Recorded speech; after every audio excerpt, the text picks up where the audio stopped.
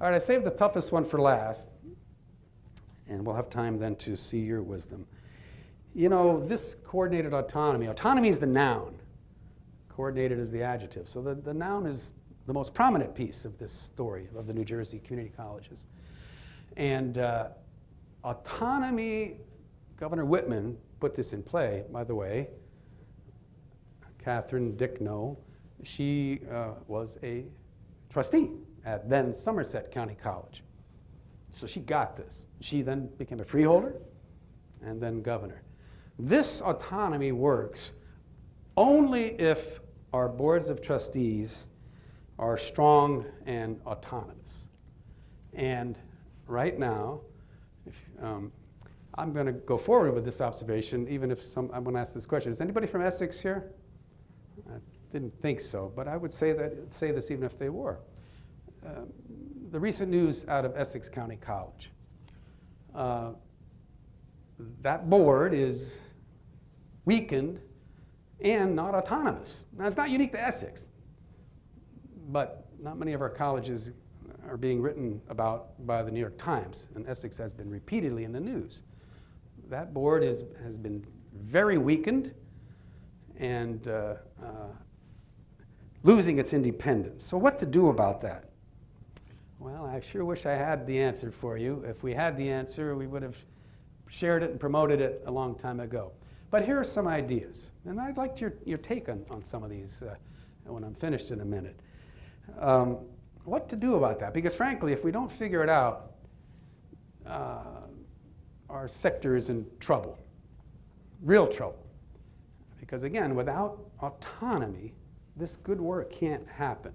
We won't attract good presidents if we don't figure it out. We won't keep good presidents if we don't figure it out.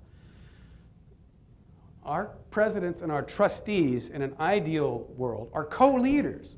They're co-leaders of our colleges. And we need both to make this work. And right now we're at 27 years I've been at this. These things, like most things in life, they come and go in cycles, but this is about as bad as I've ever seen it. Take that for what it's worth. Bad's not the right word.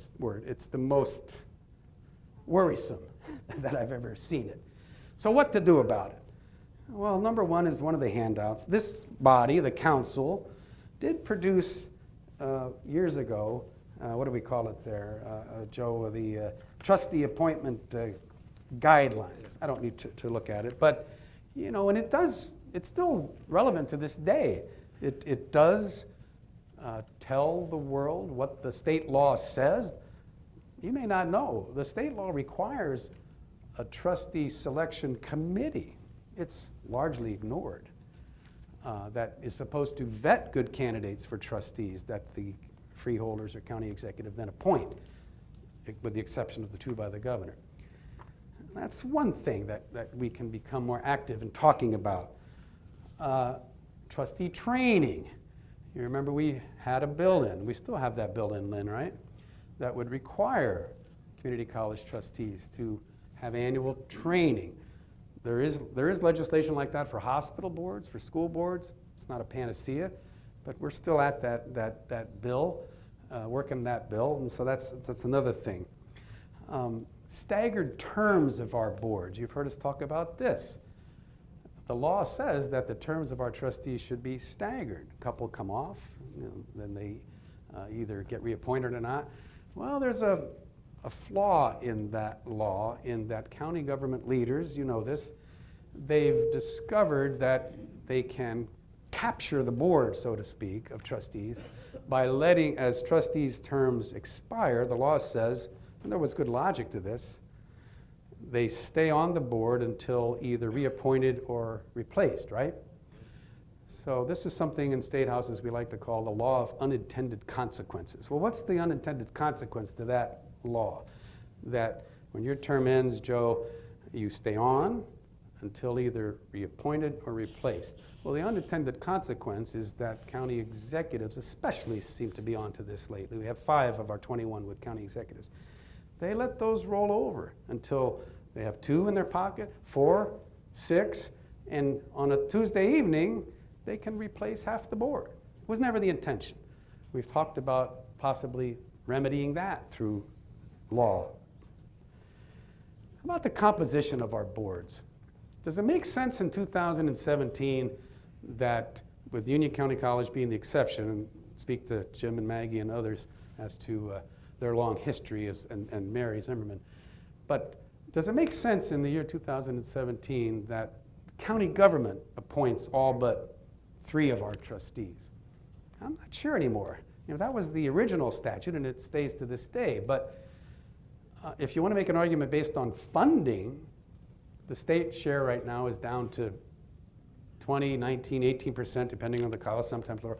The county share is not much better, Linda. County share is about the same. So if you want to make a decision as to the composition of a board based on funding, it's the student share that needs to be represented. And so, that would be a very delicate conversation to have, but I'm not sure the current composition of our boards fits anymore. Lastly, as possible remedies to the situation that's underway right now at Essex, not only Essex, it might be time to talk about an enhanced state role in coordinated autonomy. Now, I want to be clear from my take, I don't mean reversing the 1994 statute and bringing back a chancellor. There aren't many in the room that were here then. Glenn Gabert, Steve, anybody else? Was Barbara Gaba, now President Nell came. You worked in the department for some time, so I don't think those of us that were good colleagues like Barbara and others worked for the department, but and Barbara, I didn't vet this with you, but I think you would agree. The members of the Board of Higher Ed were prominent citizens of New Jersey, probably might have been an exception or two, had never set foot on a community college campus. And they didn't know us, they didn't get us. Now, Dick in his work as a member of the current Governor's Advisory Council for Higher Ed, he's made them come to our campuses. So we couldn't get traction. There's no way we could have gotten traction under a board for some of the accomplishments that I pointed out, that we were the only sector to get tagged for part-time students. We were the only sector to get Chapter 12 increases. We were the only sector in the Whitman years that got state funding increases. It just wouldn't happen under a board. So I'm not a vote to going back. But, and Steve and Will and I have talked about this a little bit, there might be ways to empower the Secretary of Higher Education to give her, currently, a little more juice that could be deployed in an Essex County College situation. Hey, county executive, hey, freeholders, knock it off. Knock it off. We license you. You cannot operate in New Jersey without our license. Knock it off. To that point, I was with the governor last week in Newark, or 2 weeks ago in Newark, and last week in Camden. And Don was there from Camden and others. And he was there in both cases to celebrate and announce, in the case of Newark, returning control to the local school board. Camden, a little bit different story. They have had a more recent intervention, but the theme was the same. Troubled school districts. Some of this will sound familiar, a lot of political interference, and the state government assigned monitors. They intervened, and then ultimately they took over. Now, I'm not advocating a takeover of Essex County College or any college, not at all. But there's got to be some sweet spot where the state could say, knock it off. And so, don't know what that is, but one of our presidents said when we met last Monday, when you read stories about what's going on at Essex, you worry that that virus, so to speak, might spread to others. And it can.